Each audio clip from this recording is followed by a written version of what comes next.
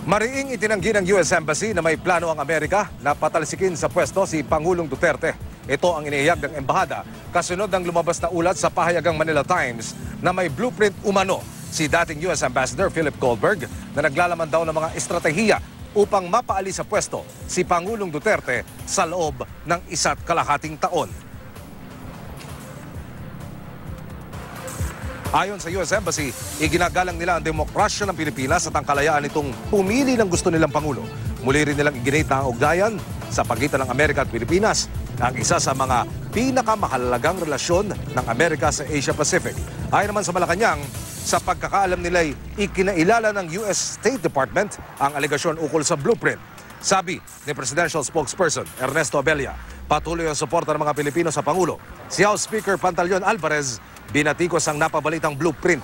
Kung totoo nga raw ito, malinaw anya itong pakikialam ng Amerika sa Pilipinas.